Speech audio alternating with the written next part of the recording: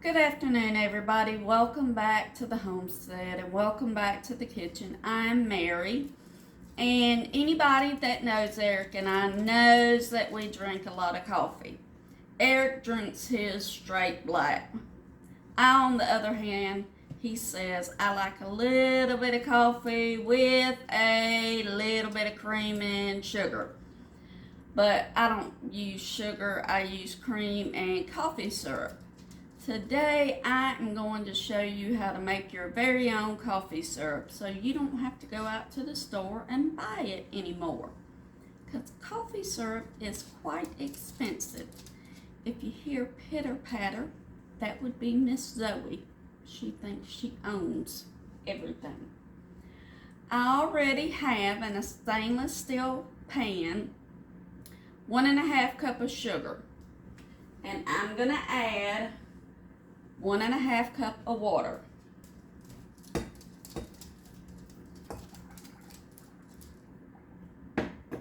To that, I'm going to add 1/4 cup of brown sugar. I'm going to turn that on high heat and stir it to get it to a boil. Now, coffee syrups replace the need for sugar and they give it a little bit of flavor. You can add any kind of flavoring you like. If you allow your syrup in the pan to caramelize more, you can actually add some Himalayan salt and have salted caramel. But I'm going to show you a simple vanilla today. I want to bring it up to a boil.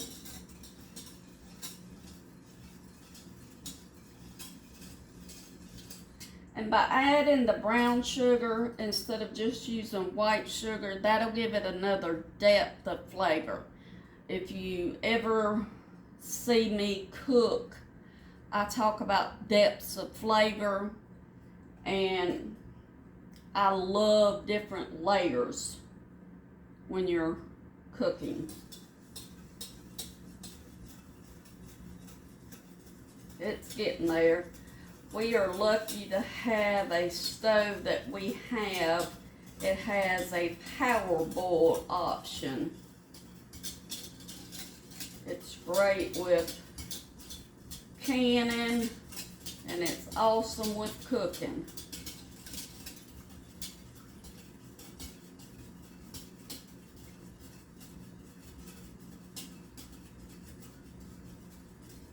So I'm going to bring this up to a boil, and once it gets to a boil, then I'm going to drop it down to low and let it simmer for 10 to 15 minutes.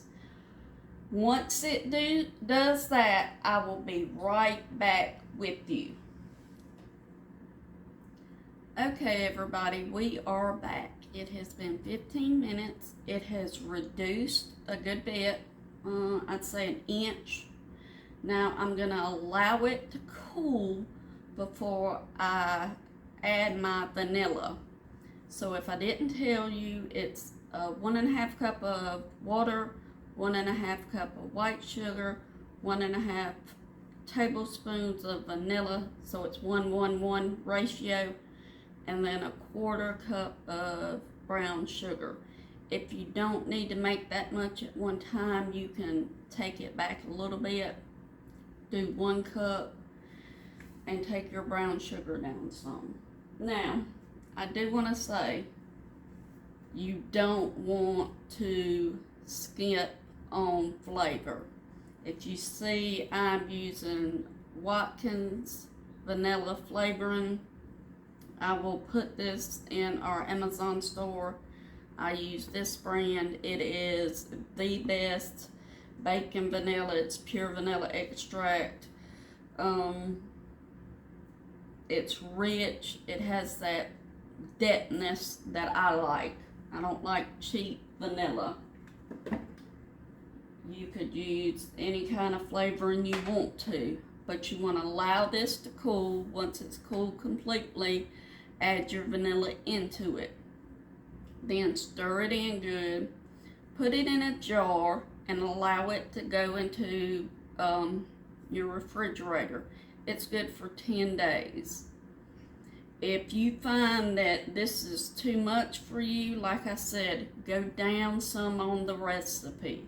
For me, I may have to go up some on the recipe because I drink a lot of coffee.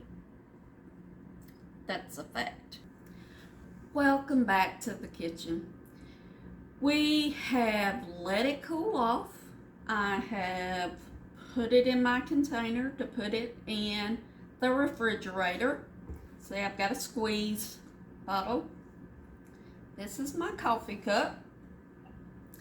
Don't judge me. Please don't judge me. I like coffee a lot.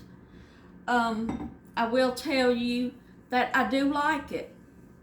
I was pleasantly surprised. I will be working with changing the sugar to brown sugar ratio some, but that's just the flavor for me. This is something I will not be buying ever again. There's no need for me to buy it again when I can make it at home. Eric did the math for me before I started the video back up, and we came up with tax and all for me to make this, and it stops right here on the bottle, and it's thick, was $2.50. That's tax included. Okay, now granted it took a little bit of time, but we've been in the kitchen today anyway doing other stuff. But for me to buy this size bottle in the store is $15. For me to buy this size bottle in the store is $5. So I'm saving myself. And I can go through these like crazy. So, like I said, not going to be buying them anymore. I hope you enjoyed it. I hope you'll try this recipe. And if it's something that you want to tweak and you say, hey Mary, try this, I think you'll like this, come back and comment and let me know. I love when people do that. It makes me know that you're watching and you say, hey, I like it like this. I will tell you one thing, however. I do not like almond flavor. Don't tell me you put in almond flavor and I need to try almond flavor. I don't like almond extract. But I hope you enjoyed this. Please like and subscribe. And keep on homesteading, keep on gardening, and keep on growing. Thank you and have a blessed afternoon.